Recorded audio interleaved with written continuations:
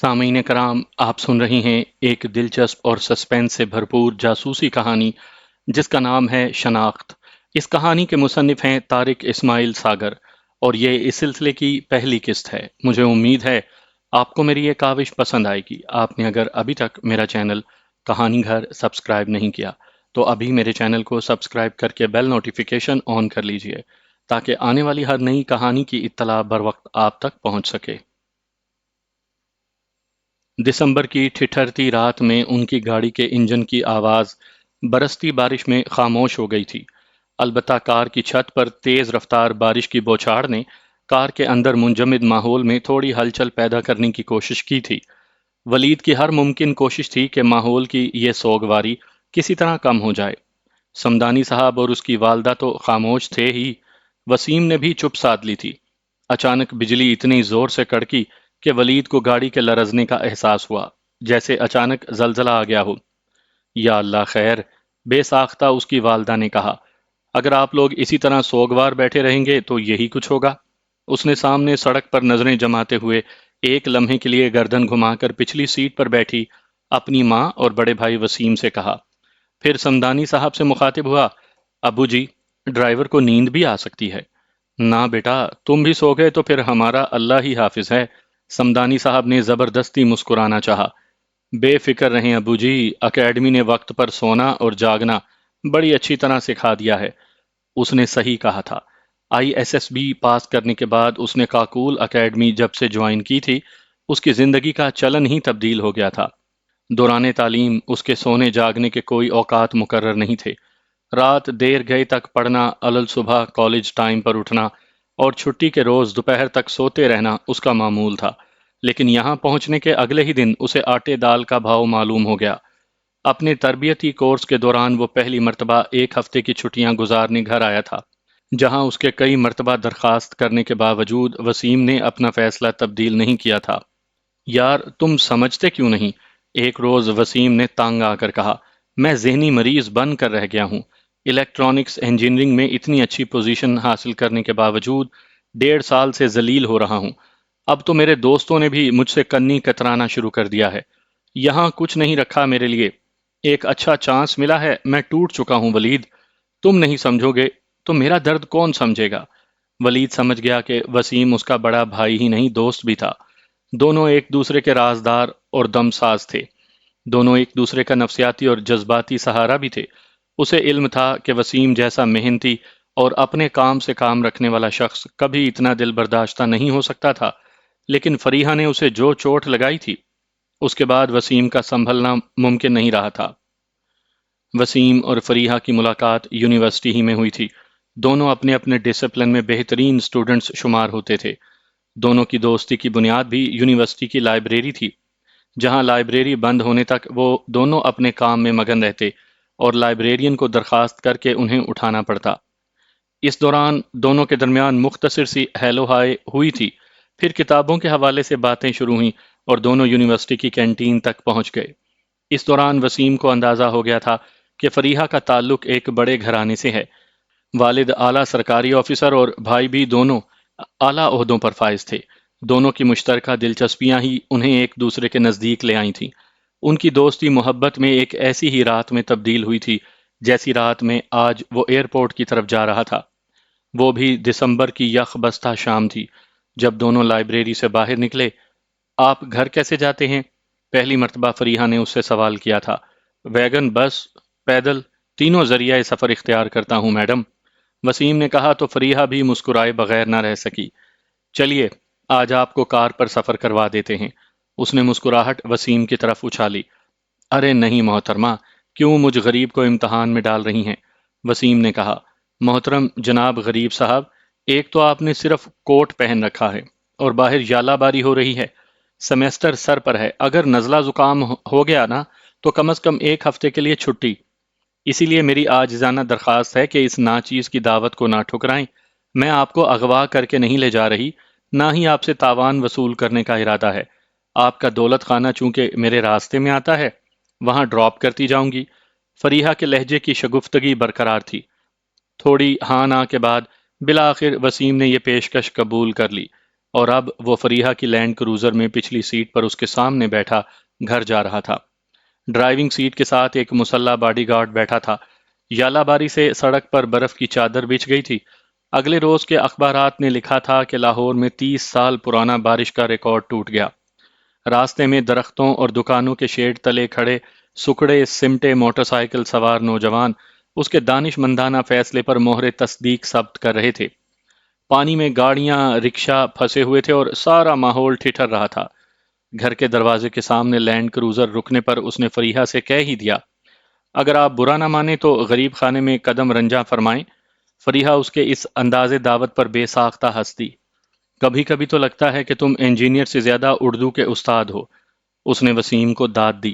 آپ کا حسن نظر ہے محترمہ۔ وسیم خود حیران تھا کہ یہ فکرے اس پر کہاں سے نازل ہو رہے تھے۔ اس بات میں کوئی شک نہیں کہ اس کے والد نے گھر میں چھوٹی سی لائبریری بنا رکھی تھی، جہاں اچھے اچھے ناول بھی اس کے مطالعے میں رہتے تھے۔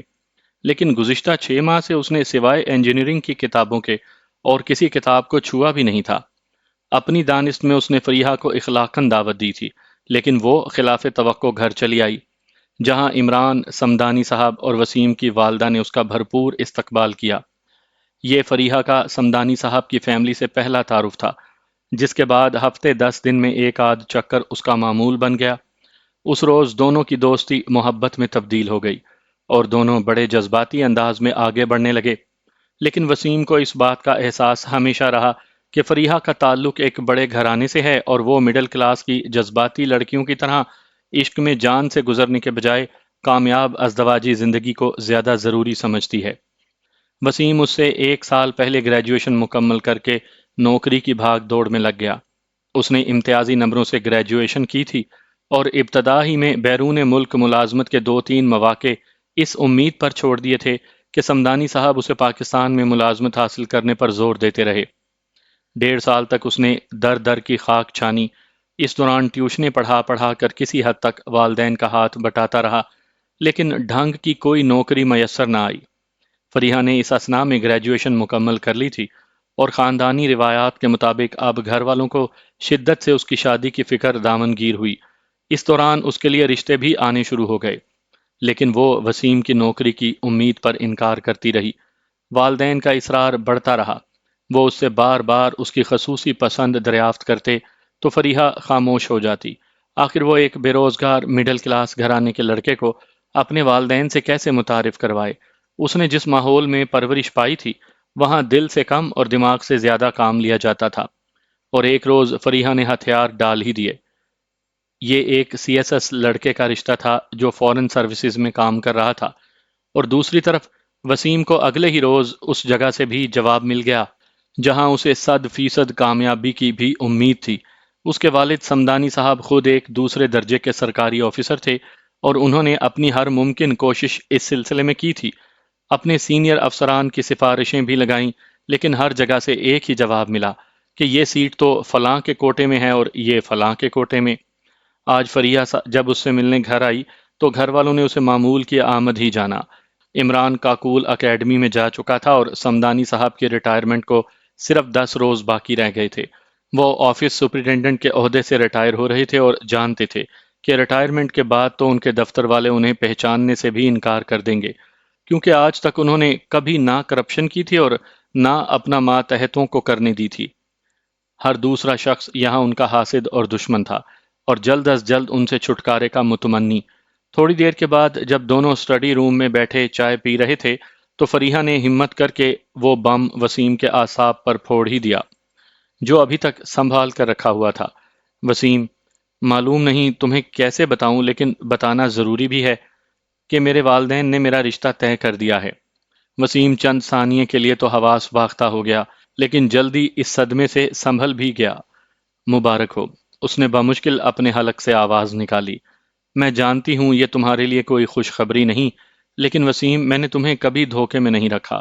میں آج بھی تم سے محبت کرتی ہوں۔ ہم مستقبل کے اچھے دوست ہو سکتے ہیں، لیکن دونوں باشعور اور پڑھے لکھے ہیں، ایک دوسرے کو دھوکہ نہیں دے سکتے، نہ ہی اپنے آپ کو۔ اس نے وسیم کو تفصیل سے اپنے خاوند کا تعارف کروایا اور کہا کہ وہ ایک بے روزگار انجینئر کو کس طرح ایک کامیاب CSS آفیسر پر ترجیح دے۔ وسیم، میں نے سنا تھا کہ جوڑے آسمانوں پر بنتے ہیں، کبھی دل سے تسلیم نہیں کیا تھا۔ اب یقین ہو گیا کہ ایسا ہی ہے۔ قدرت نے کم از کم یہ فیصلہ ضرور محفوظ رکھا ہوا تھا۔ میری خواہش ہے کہ تم بھی اسے آسمانی فیصلہ سمجھ کر قبول کر لو۔ وسیم سر جھکائے اس کی باتیں سنتا رہا۔ اس کے لیے فریحہ کی کسی بات کا جواب دینا ممکن نہیں تھا۔ کیا کہتا؟ فریحہ نے اسے کبھی دھوکے میں نہیں رکھا۔ اس نے وسیم سے محبت کی تھی، لیکن طوفانی محبت نہیں۔ میں تمہاری کامیابی کے لیے ہمیشہ دعا گو رہوں گی۔ زندگی میں اگر کسی بھی حوالے سے تمہارے کام آ سکوں تو مجھے بہت خوشی ہوگی۔ اس نے بالآخر کھڑے ہو کر الوداعی کلمات کہے اور رخصت ہو گئی۔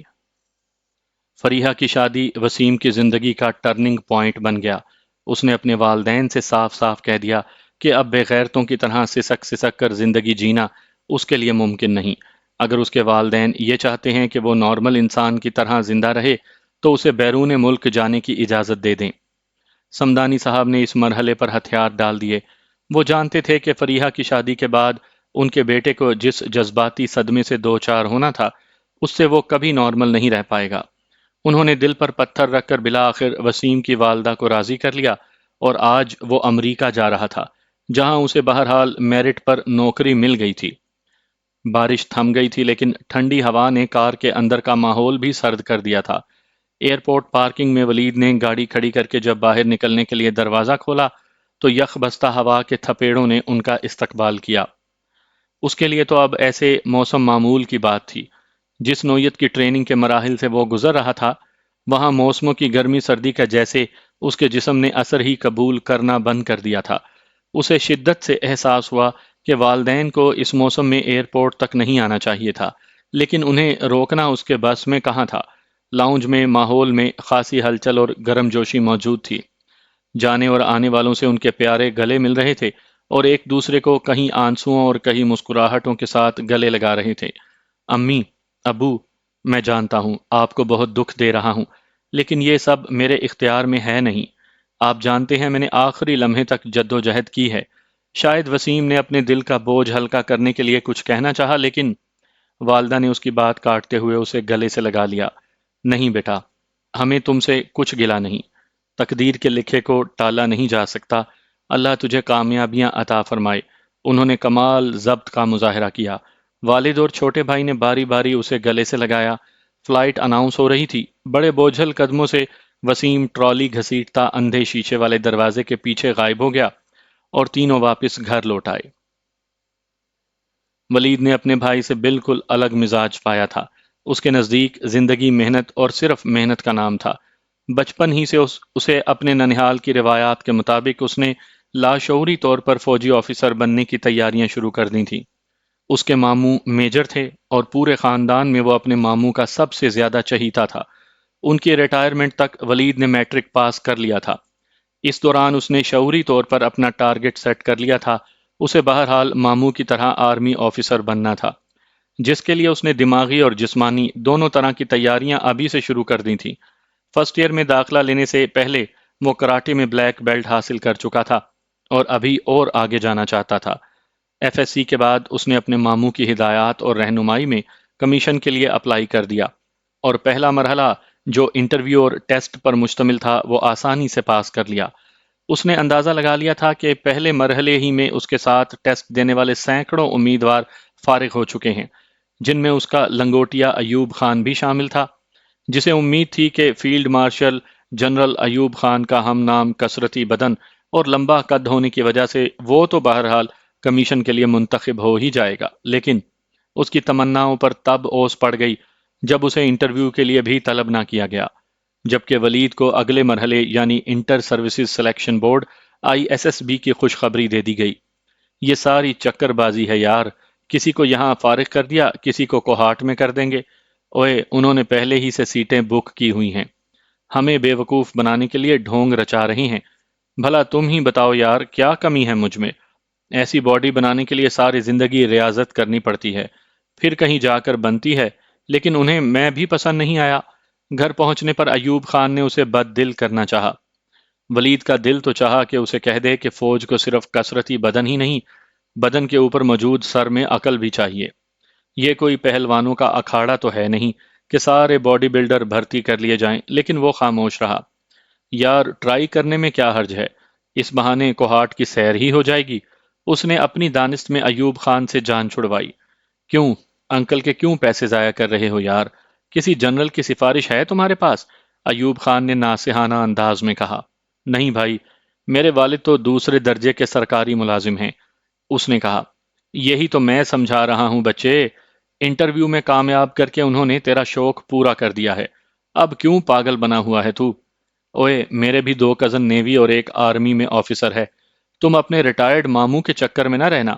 ایوب خان نے اس کی خوش فہمی دور کرنی چاہی، لیکن ولید نے اس کے مشورے پر عمل نہیں کیا۔ بورڈ کی طرف سے ملنے والے لیٹر کے مطابق اس نے 2-3 نکریں اور بنیانیں بھی خرید لیں اور اب ذہنی طور پر خود کو آنے والے مراحل سے عہدہ برا ہونے کے لیے تیار کرنے لگا۔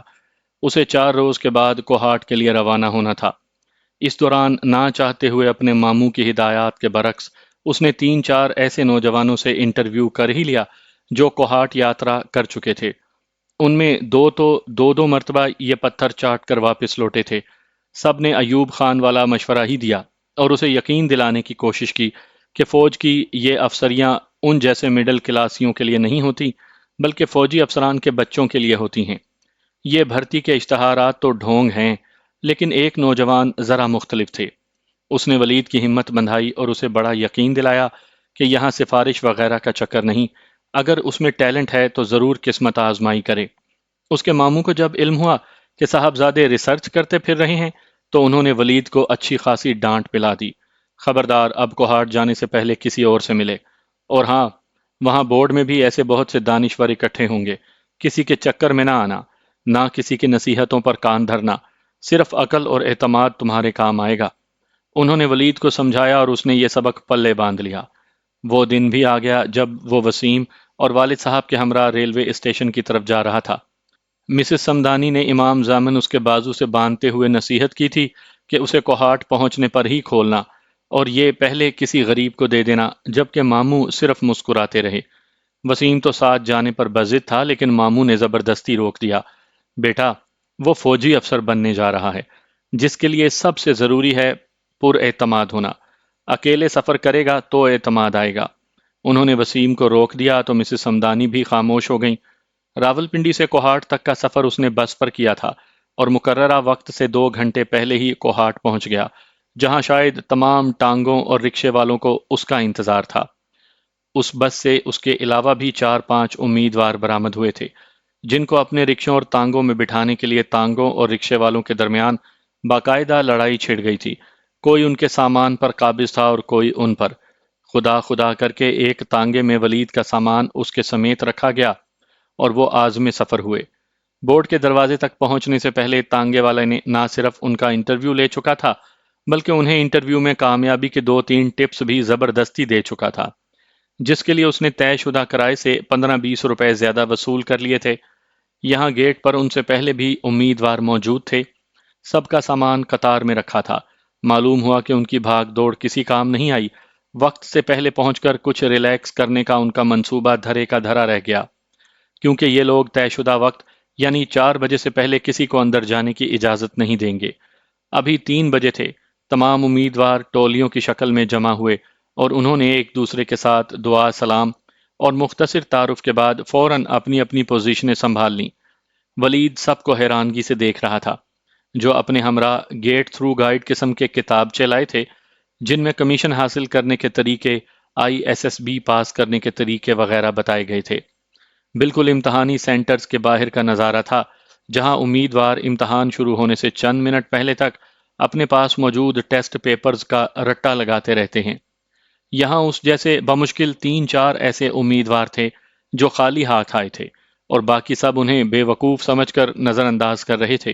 یہاں اس کا پہلا تعارف ارشد خان سے ہوا، جس نے اس کے نزدیک آ کر ہاتھ ملاتے ہوئے اپنا تعارف کروانے کے بعد پوچھا، یار تم کوئی ٹیسٹ پیپر وغیرہ نہیں لے کر آئے؟ جواب میں پہلے تو ولید مسکرا دیا، پھر دونوں نے مل کر کہا لگایا۔ دونوں نے اپنی اپنی توفیق کے مطابق غر کے مطالعہ امیدواروں پر کامنٹس کیے اور اب دونوں ایک دوسرے سے گھل مل کر باتیں کرنے لگے۔ حیرت انگیز طور پر دونوں میں سے کسی نے بھی اندر پیش آنے والے حالات پر تبصرہ نہیں کیا۔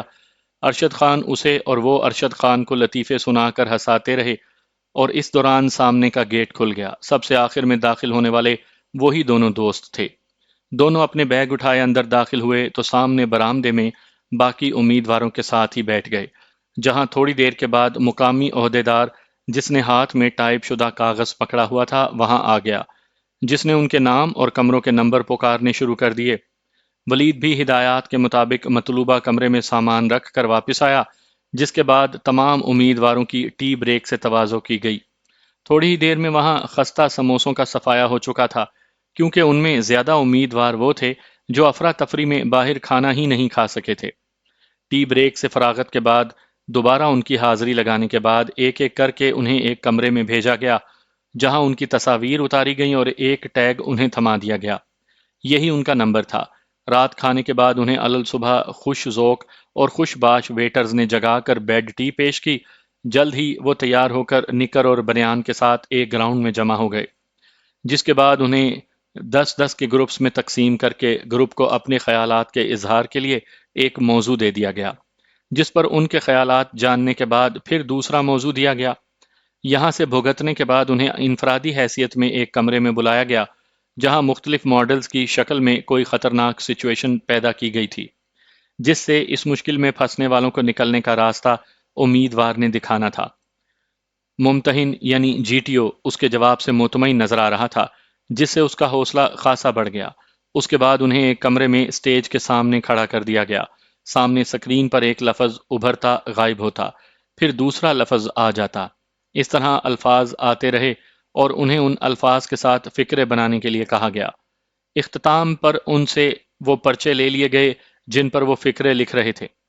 اس مرحلے کے بعد سب کو ایک جگہ اکٹھا ہونے کا حکم ملا۔ تھوڑی دیر کے بعد جی ٹی او صاحب نمودار ہوئے۔ انہوں نے کامیاب اور ناکام امیدواروں کو الگ الگ گروپ بنائے۔ ناکام امیدواروں کو ہارڈ لک کہہ کر رخصت کر دیا گیا۔ ولید اور ارشد دونوں کامیاب امیدواروں میں شامل تھے۔ مباحثت، امتحانات، مضمون نگاری کا یہ سلسلہ سپہر تک جاری رہا اور انہیں اگلے روز تک کے لیے فارغ کر دیا گیا۔ ارشد اور ولید میں اب تک خاصی شناسائی ہو چکی تھی۔ دونوں نے میس سے کھانا کھایا اور ارشد اسے کوہاٹ کی سیر کروانے لے گیا۔ یہاں اس کے کچھ رشتہ دار رہتے تھے جنہوں نے دونوں کے نہ کرنے کے باوجود زبردستی ان کے مہمان نوازی کر دی۔ اگلے روز جو ان کے امتحان کا آخری دن بھی تھا، یہ سب جسمانی امتحان تھے۔ درختوں پر رسوں کی مدد سے اترنا، چڑھنا، ٹائروں سے گزرنا، ٹارزن سونگ سب سے مشکل مرحلہ تھا، جس میں بھی وہ دونوں ہی کامیاب رہے۔ آخری امتحان ان سب کے لیے بڑا نازک تھا۔ انہیں پرچیاں تھما کر حکم دیا گیا کہ اپنے اپنے گروپ کے امیدواروں کا کارکردگی کے حساب سے نمبر لکھ دو۔ ولید سوچ وچار کے بعد اس فیصلے پر پہنچا کہ اس گروپ کا نمبر 1 ہی بنتا ہے۔ ایک لمحے کا توقف کیے بغیر اس نے باقی سب ترتیب بھی لکھ دی۔ تمام امتحانات ختم ہو چکے تھے، جس کے بعد اب امیدواروں کے نتائج کا اعلان ہی باقی رہ گیا تھا۔ اعصاب شکن انتظار کے بعد کامیاب امیدواروں کو کامیابی کے پروانے تھما دیے گئے۔ ناکام رہنے والوں سے معذرت کر لی گئی۔ دونوں خوش قسمتی سے کامیاب امیدواروں میں شامل تھے۔ دونوں نے ایک دوسرے کے گلے لگ کر مبارکباد دی۔ ارشد نے اسے زبردستی رات کو ہاٹ میں روک لیا تھا۔ اگلے روز اس کا ایک کزن جو راول پنڈی جا رہا تھا، ولید کو اپنے ساتھ لے گیا۔ راول پنڈی میں اس کے ماموں ولید کے منتظر تھے، جنہوں نے اس کے والدین کو مزید انتظار کی زحمت دینے کے بجائے اسے لاہور جانے والی بس میں سوار کروا دیا، اور رات گئے جب وہ لاہور پہنچا تو دلہا کی طرح اس کا استقبال کیا گیا۔ وسیم نے اسے باہوں میں بھر کر کافی دیر تک اوپر اٹھائے رکھا۔ ایسی ہی گرم جوشی کا مظاہرہ دوسرے دوستوں اور عزیزوں کی طرف سے بھی ہوا۔ 3 4 دن تو دعوتوں کی بھیٹ چڑھ گئے، جن میں ایک خصوصی دعوت فریحہ کی طرف سے بھی تھی، جس کی وجہ سے اس نے زندگی میں پہلی مرتبہ اپنے شہر کے ایک 5 اسٹار ہوٹل کو اندر سے بھی دیکھ لیا تھا۔ آج تک تو وہ اسے دور ہی سے دیکھا کرتا تھا۔ ابھی بمشکل 5 دن گزرے تھے کہ جی ایچ کیو سے لیٹر آ گیا۔ اسے 2 روز کے بعد ہی کاکول اکیڈمی کے لیے روانہ ہونا تھا۔ اس مرتبہ اس کے نہ کرنے کے باوجود وسیم اسے ایبٹ آباد تک چھوڑنے گیا۔ ولید کے ساتھ ٹیکسی میں وہ اکیڈمی کے گیٹ تک آیا۔ گیٹ سے اندر گاڑی جانے کی اجازت نہیں تھی۔ یہیں اس سے بغل گیر ہو کر وسیم واپس لاری اڈے کی طرف چلا گیا۔ ولید اپنا اٹیچی کیس اٹھا کر گیٹ کے اندر داخل ہو گیا، جہاں اس کی رہنمائی بٹالین میس تک کی گئی۔ بٹالین میس میں مختلف اندراجات کرنے کے بعد اسے ایک ٹائپ شدہ کاغذ دیا گیا، جس پر کمپنی کا نام اور کمرے کا نمبر درج تھا۔ یہاں اسے ایک ویٹر اس کا سامان اٹھا کر آگے آگے چلنے لگا۔ وہ اسے میس سے کمپنی تک لے آیا تھا۔ اب ولید سامنے سیڑھیاں چڑھ کر اوپر جا رہا تھا۔ ابھی وہ بمشکل 10-12 سیڑھیاں ہی چڑھ پایا تھا کہ اچانک ایک غصے بھری کڑک دار آواز نے اس کے قدم تھام لیے۔ رک جاؤ، حکم ہوا۔ ولید نے مڑ کر دیکھا تو ایک سینئر اسے گھور رہا تھا۔ نیچے اترو، اگلا حکم ملا، اور وہ نیچے اتر کر اس کے سامنے کھڑا ہو گیا۔ جی کیا حکم ہے؟ اس نے سینئر کو غصے میں دیکھ کر پوچھا۔ جواب میں سینئر نے انگریزی زبان میں اس کی اچھی خاصی درگت بنا دی اور اسے یاد دلایا کہ اپنے کسی بھی سینئر پر نظر پڑتے ہی اسے فوراً مؤدب ہو کر السلام علیکم سر کہنا ہے۔ لیکن یہ مشورہ اسے مفت میں نہیں ملا تھا، اس کی اچھی خاصی قیمت اسے ادا کرنی پڑی تھی۔ 100 ڈنڈ بیٹھک لگانے سے اس کے 14 طبق روشن ہو گئے تھے۔ پھر شاید سینئر کو اس پر رحم آ گیا اور اسے آگے جانے کی اجازت مل گئی، لیکن جب تک سینئر اپنے کمرے میں نہیں پہنچا اسے دیوار کی طرف منہ کر کے السلام علیکم سر کی تکرار کا حکم مل گیا۔ ولید نے سینئر کے کمرے میں پہنچنے کے بعد بھی یہ تکرار اس خوف سے جاری رکھی کہ کہیں دوبارہ اس سے سزا سے نہ گزرنا پڑے۔ السلام علیکم سر کی گردان اس وقت ختم ہوئی جب ارشد نے، جو خود بھی ایسی سزا بھگت کر یہاں تک آیا تھا، اس کے کندھے پر ہاتھ رکھ کر خوشخبری سنائی کہ سینئر صاحب اپنے کمرے میں کبھی کے پہنچ چکے ہیں۔ اس کے ساتھ سامان اٹھا کر آنے والا ویٹر خاموشی سے ایک کونے میں کھڑا یہ نظارہ دیکھ رہا تھا۔ چلیں سر؟ اس نے سوالیہ انداز میں ولید کی طرف دیکھا۔ ابھی تمہاری تسلی نہیں ہوئی؟ اس نے انگریزی میں سوکنوں کی طرح ویٹر کو تانا دیا، جو مسکراتا ہوا اس کے آگے آگے چلنے لگا۔ یار تم ہی میرے کارپل ہو نا؟ اس نے اچانک رک کر ارشد سے دریافت کیا۔ اسے بتایا گیا تھا کہ اپنے کارپل سے رابطہ قائم کرے۔ نہیں برادر، تمہارے، میرے، بلکہ ہم سب کے کارپل کا نام سر حسن خان ہے، اور اب اٹھو، فوراً ان تک پہنچنا ہے، ورنہ کسی اور امتحان میں نہ پھنس جائیں۔ ارشد خان مسکرا رہا تھا اور ولید کو اس کی مسکراہٹ زہر لگ رہی تھی، لیکن پھر بے ساختہ اس کے ہونٹوں پر بھی ہنسی آ گئی۔ جب ارشد خان نے اسے مخصوص اشارے کے ساتھ باہر آنے کے لیے کہا، خود وہ اس سے پہلے باہر نکل گیا تھا۔ ولید نے باتھ روم میں ایک لمحے کے لیے اپنی حالت کا جائزہ لیا، جلدی سے منہ پر پانی کے چھینٹے مار کر تولیے سے منہ صاف کیا اور کمرے کے باہر طویل راہداری میں دوسرے جونیئر کیڈٹس کے ساتھ چلنے لگا۔ تھوڑی دیر کے بعد وہ اپنے سینئر کارپول سر حسن خان کے سامنے حاضر تھا، جنہوں نے پہلے انہیں اکیڈمی میں اپنے سینئر کے سامنے کھڑے ہونے کے آداب پر لیکچر دیا، جو وہ پہلے ہی سن چکا تھا۔ جس کے بعد انہیں حکم ملا کہ کوارٹر ماسٹر سے اپنی کٹ لے آؤ۔ کوارٹر ماسٹر تک اس کی رسائی بخیر و عافیت ہو گئی، جس نے اس کی توقعات کے برعکس صرف یونیفارم کے بجائے پہلے اسے ایک ٹائپ فہرست تھمائی، جس کے بعد یونیفارم، کمبل، تکیا، چادریں، small bag, big bag, field پٹی اور دیگر چیزوں کا ڈھیر اس کے سامنے لگا دیا، اور ایک رجسٹر پر اس سے وصولی کے دستخط لے لیے۔ اس سے پہلے کہ ولید اس ڈھیر کو سنبھالتا، کوارٹر ماسٹر نے نیکسٹ کا نعرہ بلند کیا، جس پر اسے بڑی پھرتی سے اپنی چیزیں سنبھالنی پڑیں اور سینئرز سے بچتا بچاتا اپنے کمرے تک پہنچنے میں کامیاب ہو گیا۔ ارشد خان کی آمد 15-20 منٹ کے بعد ہوئی تھی، جس نے اسے بتایا کہ وہ کوارٹر ماسٹر کو ماسٹر کا کوارٹر سمجھ کر ایک سینئر سے ماسٹر کے کوارٹر کو جانے کا راستہ دریافت کر بیٹھا تھا، جس نے اسے فوراً ہینڈز ڈاؤن کا حکم دیا۔ اس کے ڈنر پیلنے کے دوران باقی سینئرز اس پر کہے لگاتے رہے، جس کے بعد ترس کھا کر انہوں نے کوارٹر ماسٹر کا مطلب سمجھایا اور اس کی رہنمائی کی۔ دونوں نے مل کر زوردار کہا بلند کیا۔ اب دونوں ڈنر کے لیے میس کی طرف جا رہے تھے۔ دونوں نے کوشش کی کہ میس تک بغیر کسی چیتاونی کے پہنچ جائیں، اور یہ کوشش کامیاب بھی رہی، لیکن قسمت نے ان کا ساتھ نہیں دیا۔ دونوں ایک دوسرے کے تعاقب میں میس ہال میں داخل ہوئے تھے اور باقی جونیئر کیڈٹس کے ساتھ بھی اپنی اپنی کرسی سنبھال کر بیٹھ گئے، لیکن ولید نے محسوس کیا کہ ان کے ساتھی انہیں دیکھ کر مسلسل مسکرا رہے ہیں۔ 2-3 نے تو بڑی مشکل سے اپنی ہنسی روکی ہوئی تھی۔ دونوں نے ایک دوسرے کی طرف استفہامیہ نظروں سے دیکھا تو ولید کو ان کے مسکرانے کی وجہ سمجھ آ گئی۔ اس نے دیکھا میز کے دوسری طرف ایک سینئر کھانا کھا رہا تھا، جس نے کھانا ختم کرنے کے بعد دونوں کو کھڑے ہونے کا حکم دیا اور انہیں آداب خورد و نوش سے آگاہ کیا، جس کے مطابق اگر کوئی سینئر وہاں پہلے سے موجود ہو تو اس سے پہلے بیٹھنے کی اجازت طلب کی جاتی ہے۔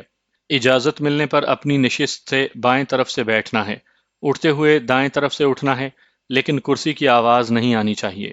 دائیں ہاتھ میں چمچ، بائیں ہاتھ میں کانٹا، اور جس پلیٹ میں کھانا رکھا جائے اس پر بنے اکیڈمی کے مونوگرام کا رخ سامنے کی طرف ہو۔ دونوں نے مؤدب انداز میں یس سر کہہ کر اپنے سینئر کو یقین دلایا کہ انہیں آداب خورد و نوش سے آگاہی حاصل ہو گئی ہے۔ اب دونوں کی خواہش تھی کہ جلدی سے کچھ کھا لیں، کیونکہ سینئرز کی طرف سے ان کے ساتھ اب تک جو سلوک ہو چکا تھا، اس کے بعد دونوں بھوک اور نکاہت سے بے دم ہو رہے تھے، لیکن ان کی اس معصوم خواہش کا گلا گھونٹ دیا گیا۔ دونوں کو حکم ملا کہ 15 مرتبہ ہال کے باہر سے اندر آ کر یہ ثابت کریں کہ انہیں سر کی بات واقعی سمجھ آ گئی ہے۔ دونوں نے بے بسی سے ایک دوسرے کی طرف دیکھا اور اپنے کام میں جٹ گئے۔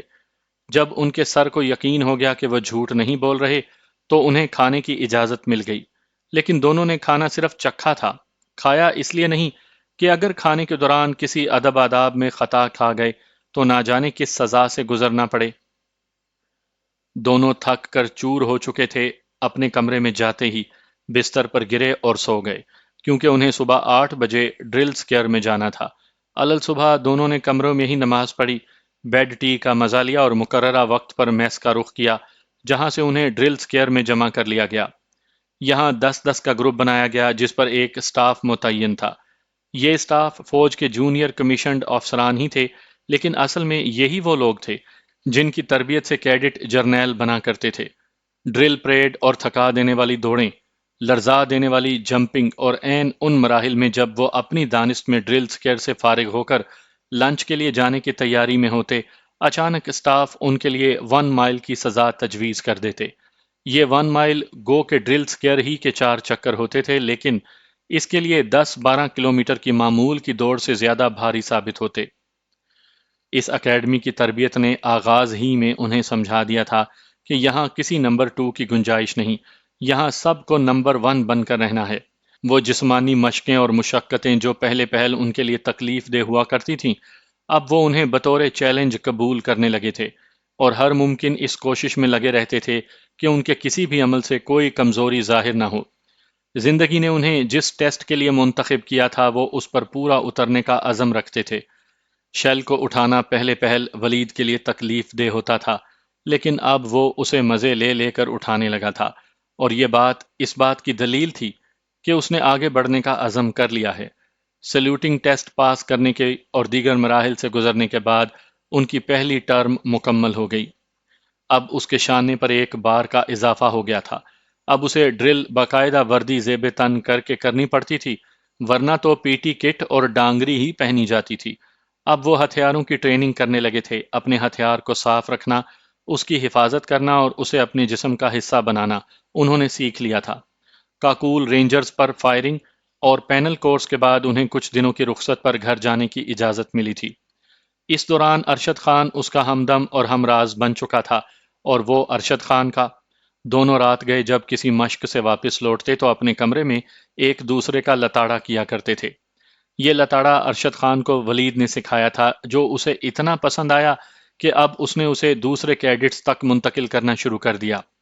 شدید تھکاوٹ کے بعد دونوں ایک دوسرے کے جسم پر چل کر، خصوصاً رانوں پر بوجھ ڈالتے تو دونوں کو سہولت میسر آتی۔ یہاں کی واحد تفریح مقامی سینما میں فلم دیکھنا یا پھر لائبریری میں وقت گزارنا ہی تھی۔ ارشد خان اس کی کتابیں پڑھنے کی عادت سے آگاہ تھا۔ پہلے پہل تو اس نے ولید کو اس فضول شغل کے بجائے کوئی صحت مند سرگرمی کی طرف راغب کرنے کی کوشش کی، لیکن پھر خود بھی اسی کا شکار ہو گیا۔ پہلی ٹرم کے بعد چھٹیوں پر جب ولید گھر پہنچا تو اس کا استقبال کسی ہیرو کی طرح کیا گیا۔ اس کے ماموں نے، جن کی خصوصی تربیت سے وہ اس مرحلے تک پہنچا تھا، ولید کو سینے سے لگا کر اس کی پیٹھ پر تھپکی دی، جس کے بعد وسیم اور والدین نے یہی عمل دہرایا۔ محلے دار اسے خصوصی طور پر ملنے آئے تھے اور وہ ایک احساس تفاخر کے ساتھ زندگی کو انجوائے کر رہا تھا، جب اچانک وسیم نے امریکہ جانے کا پروگرام بنا لیا اور اس کی موجودگی میں ہی سارے مراحل طے ہو گئے۔ وہ خود گاڑی ڈرائیو کر کے لے گیا تھا اور اس نے ہر مرحلے پر خود کو نارمل رکھنے کی کوشش کی تھی۔ وہ نہیں چاہتا تھا کہ اس مرحلے پر، جب اس کے والدین کی زندگی بھر کی محنت رنگ لا رہی تھی اور دونوں بھائی اپنی عملی زندگی کا آغاز کرنے جا رہے تھے، اس کے والدین کو ان کی کمی کا احساس ہو، لیکن اس نے اپنے بڑے بھائی کو کسی بھی مرحلے پر اپنا فیصلہ بدلنے کے لیے نہیں کہا، کیونکہ وہ جانتا تھا کہ وسیم نے یہ فیصلہ اپنی مرضی سے نہیں بلکہ حالات کے جبر سے تنگ آ کر کیا ہے، اور اگر اسے ضد کر کے روکا گیا تو اس کا کیریئر ہی تباہ نہیں ہوگا، وہ کوئی غلط راستہ بھی اختیار کر سکتا ہے۔ آخری مراحل میں جب وسیم دن رات اچھی نوکری کے لیے کوشاں تھا، فریحہ کی شادی کے فیصلے نے اسے توڑ کر رکھ دیا تھا۔ اس نے اپنے والدین سے تو نہیں، البتہ ولید سے ضرور اپنا دکھ شیئر کیا تھا۔ ولید کو فریحہ کے اس فیصلے نے دکھی کر دیا تھا، کیونکہ وہ دونوں کی دوستی سے باخبر اور یہ بات بھی اچھی طرح جانتا تھا کہ فریحہ کا یہ فیصلہ جذباتی نہیں ہے۔ یقیناً وہ بھی معاشرتی جبر کا شکار ہوئی تھی۔ ایک مرتبہ اس کا جی چاہا کہ اس سے فون پر بات کر کے اس فیصلے کی وجہ پوچھے، لیکن وسیم نے سختی سے منع کر دیا۔ امریکہ پہنچنے کے بعد سے آج تک وسیم قریباً ہر دوسرے تیسرے روز اپنے والدین اور ولید سے بات کیا کرتا تھا۔ کمیونیکیشن کی آسانی نے فاصلے خاصے کم کر دیے تھے، لیکن یہ بات ولید بھی اچھی طرح سمجھتا تھا کہ اس کے والدین، خصوصاً والدہ کو شدت سے بیٹوں کی جدائی کا احساس ہو رہا ہے۔ وہ خود بھی اپنے والدین سے وقت نکال کر 2-3 روز بعد ضرور بات کر لیا کرتا تھا اور اپنی مزاحیہ گفتگو سے ان کا دل بہلانے کی کوشش بھی ضرور کرتا، لیکن اسے بھی احساس تھا کہ یہ وقتی ڈھکوسلے ہیں۔ اپنے ننہال کی طرف سے متعدد مرتبہ کہنے کے باوجود ولید ایک رات بھی گھر سے باہر نہیں رہا تھا، اور اس کی کوشش تھی کہ جس طرح بھی ممکن ہو زیادہ سے زیادہ وقت وہ اپنے والدین کے ساتھ گزارے۔ لاہور کی ایک قدرے بہتر اور پرانی آبادی میں وہ جس 10 مرلے کے گھر میں رہتے تھے، وہ اس کے دادا جان کا تھا، جو 10-12 سال پہلے فوت ہو گئے تھے۔ دادی ان سے 2-3 سال پہلے ہی اللہ کو پیاری ہو گئی تھی، اور سمدانی صاحب کی دونوں بہنیں شادی شدہ اور پاکستان سے باہر زندگی گزار رہی تھیں۔ انہوں نے سمدانی صاحب سے کبھی کوئی تقاضا نہیں کیا، لیکن انہوں نے بہنوں اور بہنوئیوں کے شدید انکار کے باوجود ان کے حصے کی رقم ان کے اکاؤنٹس میں جمع کروا دی تھی، اور اپنے دونوں بیٹوں کے ساتھ یہاں زندگی بسر کر رہے تھے۔ 17ویں گریڈ کے سرکاری آفیسر ہونے کے باوجود انہوں نے زندگی میں ایک لقمہ حرام بھی اپنے بچوں کے حلق میں نہیں اترنے دیا تھا، اور قدرت نے ان کی اس قربانی کو رائیگاں بھی نہیں جانے دیا۔ بڑا بیٹا انجینئر تھا اور چھوٹا فوج میں افسر بننے والا تھا۔ یہی ان کی زندگی کی شدید خواہش تھی۔ اب وہ دونوں وسیم کی شادی کے بعد حج کا پروگرام بنا رہے تھے۔ ولید اپنی چھٹی گزار کر رخصت ہو گیا۔ رخصت ہونے سے پہلے اس نے بچوں کی طرح ضد کرتے ہوئے خصوصاً اپنی ماں جی سے وعدہ لیا تھا کہ وہ اداس نہیں ہوں گی اور ہمیشہ ہنستی مسکراتی رہیں گی، اور بیچاری ماں نے یہ وعدہ کر بھی لیا۔ دونوں اپنے ہونہار بیٹے کو ریلوے اسٹیشن پر چھوڑنے آئے تھے۔ جاتے ہوئے زبردستی والدہ نے اس مخصوص دکان کی مٹھائی کا ڈبہ اسے تھما دیا تھا، جو ارشد خان نے ایک روز فون پر ہنستے ہوئے ان سے فرمائش کے انداز میں کہا تھا۔ دونوں ایک دوسرے کے گھر والوں کے لیے اجنبی نہیں رہے تھے۔ ارشد خان کے والد تو اس سے کاکول میں ملاقات بھی کر چکے تھے، کیونکہ ان کا آنا جانا اپنے بزنس کے سلسلے میں ایبٹ آباد میں لگا رہتا تھا۔ ماں جی وہاں یہ نہیں چلتا، معلوم نہیں ڈبہ اندر جائے بھی یا نہیں۔ اس نے ریلوے اسٹیشن پر ماں سے کہا، چپ کر، یہ میرے بیٹے ارشد خان کے لیے ہے، اور وہ خود ہی تم سے لے لے گا۔ اور ایسا ہی ہوا۔ جب وہ اکیڈمی کے گیٹ پر پہنچا تو ارشد خان جو 2-2.5 گھنٹے پہلے آیا تھا اس کا باہر ہی منتظر تھا۔ دونوں نے گرم جوشی سے معانقہ کیا۔ مٹھائی مجھے دے دو بھائی صاحب، ارشد خان نے چھٹتے ہی کہا، اور ولید نے حیرانگی سے اس کی طرف دیکھا۔ میں نے آنٹی سے ڈائریکٹ بات کر لی ہے بچے، کوئی چکر بازی نہ کرنا، اس نے اپنے مخصوص انداز میں کہا۔ یار کیوں مرنے لگا ہے؟ سب کے ساتھ شیئر کریں گے نا؟ ولید نے اسے کہا۔ نہ جی نہ، یہ پبلک ریلیشن کسی اور موقع پر کرنا، میں کسی کو حصے دار نہیں بناؤں گا، ارشد خان نے 2 ٹوک الفاظ میں کہا۔ اچھا یار ٹھیک ہے، ولید نے ہتھیار ڈال دیے۔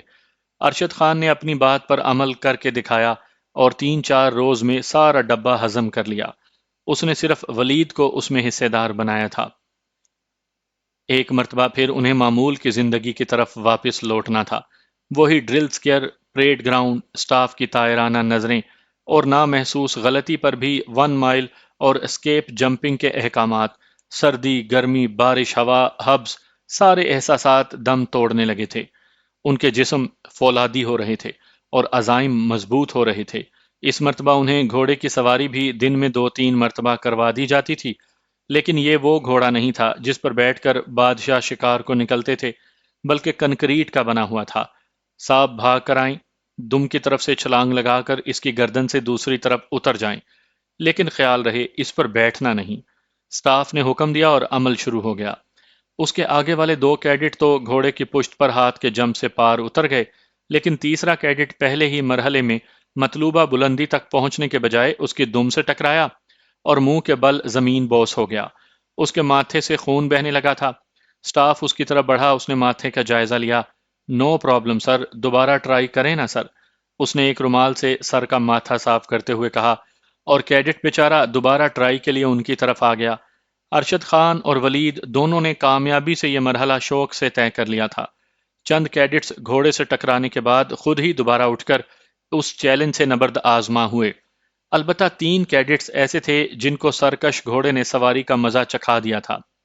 رسوں سے لٹکنا، رسوں کی دیوار کے بعد کنکریٹ کی دیواریں عبور کرنا اور ہینڈ سٹینڈ نے ان کے جسموں میں بجلیاں بھر دی تھیں۔ اب قریباً ہر دوسرے تیسرے دن پریڈ گراؤنڈ میں سرخ جھنڈیاں دکھائی دینے لگی تھیں، جس کا مطلب تھا کہ آج 1 مائل ہوگا۔ یہ تھا تو گراؤنڈ کے گرد 2 چکر لگانا، لیکن یہ دونوں چکر زیادہ سے زیادہ 5 – 5.5 منٹ میں مکمل کرنے پڑتے تھے، جس کے لیے کیڈٹ کا پورے زور و شور کے ساتھ ایک جیسی رفتار سے مسلسل بھاگنا ضروری تھا۔ دوڑ کے اختتام پر کیڈٹوں کے چہرے سرخی مائل اور سانس دھونکنی کی طرح چلتی ہے۔ دن بھر کی مشقت کے بعد اکیڈمی اپنے شیر دل جوانوں کو نازک پھولوں کی طرح اپنے دامن میں سمو لیتی تھی۔ خوبصورت اور فرنشڈ بالکل 5 سٹار ہوٹل جیسا کمرہ، جس میں آرام دہ اور صاف شفاف چادروں اور کمبلوں والا آرام دہ بستر، شاندار اور جدید سہولیات کا حامل اٹیچ باتھ اور کمرے کو گرم رکھنے کے لیے آٹومیٹک ہیٹنگ سسٹم، علل صبح بیڈ ٹی اور بریک فاسٹ کے لیے شاندار اور اعلیٰ معیار کا ڈائننگ ہال، جہاں اجلے کپڑوں اور کرینے سے سجے صاف شفاف برتنوں کے ساتھ ساتھ کونوں اور میزوں پر سجے تازہ پھولوں کے گلدستے، جن کی مہک سے ماحول کی رومانویت میں مزید اضافہ ہو جاتا تھا۔ یہ ماحول بالکل اس ماں کی طرح تھا جو دن بھر کی مشقت سے تھکے ٹوٹے اپنے بچوں کو رات کی سیاہی پھیلتے ہی اپنی باہوں میں سمیٹ کر سارے دن کی تھکن سے نجات دلا دیتی ہے۔ ولید کے لیے یہ زندگی کے سنہرے دن اور سجیلی راتیں تھیں۔ تربیت کے مراحل کامیابی اور عزم و ہمت سے طے کرتے وہ آگے ہی آگے بڑھتے چلے جا رہے تھے۔ دونوں اب دوستوں سے زیادہ بھائیوں کی طرح ایک دوسرے کے نزدیک آ رہے تھے۔ آج ان کی 5 روزہ آؤٹ ڈور ایکسرسائز ہونے جا رہی تھی، جس کی ڈراؤنی کہانیاں سینئر کیڈٹس نے انہیں سنائی ہوئی تھیں۔ اس مشق کو مشاق کا نام دیا گیا تھا۔ ہر کیڈٹ کی کمر پر ایک پٹھو بندھا تھا، جس میں 2 کمبل اور ایس او پی سے متعلقہ چھوٹی چھوٹی اشیاء اور ایک برساتی موجود تھی۔ دائیں جانب ایک چھوٹا تھیلا جس میں بوٹ پالش، شیو کا سامان، کنگا، تولیا، ٹوتھ برش اور پیسٹ وغیرہ رکھے تھے۔ بائیں جانب پانی کی بوتل اور چند اشیاء کے ساتھ ایک رائفل کندھے سے لٹکائے وہ زندگی کی سخت ترین مشقت کرنے جا رہے تھے۔ صبح ناشتے کے فوراً بعد ان کے سفر کا آغاز ہوا۔ انہیں اکیڈمی کے باہر ایک پہاڑی علاقے میں لے جایا جا رہا تھا۔ پلاٹون کمانڈر ان کے دائیں بائیں ان کی نگرانی پر مامور تھے۔ جیسے ہی کسی کیڈٹ کے قدم سست پڑتے، وہ گلا پھاڑ کر اسے اپنی موجودگی سے باخبر رکھتے۔ انہیں مسلسل اور برق رفتاری سے چلنا تھا۔ جب کسی پلاٹون کمانڈر کو ان پر رحم آ جاتا تو انہیں چند منٹ کے لیے رک کر پانی کے 2 – 4 گھونٹ پینے کی اجازت مل جاتی۔ ابھی بیچارے بمشکل بوتلوں کے ڈھکن بند ہی کر پاتے تھے کہ سٹینڈ اپ کی آواز سنائی دی اور کوئک مارچ شروع ہو جاتا۔ ولید کے گروپ میں اسے کمانڈ دی گئی تھی، اس لیے اسے سب سے زیادہ چوکسی کا مظاہرہ کرنا تھا۔ اس کا گروپ 4 کیڈٹس پر مشتمل تھا۔ انہوں نے پہلے روز اپنی کٹس میں دوپہر کھانے کے لیے تو کچھ پراٹھے، انڈے اور ٹوسٹ ٹھونس لیے تھے جو بیچارے چلتے چلتے ہی کھا سکتے تھے، لیکن شام ڈھلنے تک ان کی آنتیں ہی فریاد کنا نہیں بلکہ ہڈیاں بھی چٹکنے لگی تھی، جب سورج غروب ہونے پر انہیں خیمے لگا کر رات کے قیام کا حکم ملا۔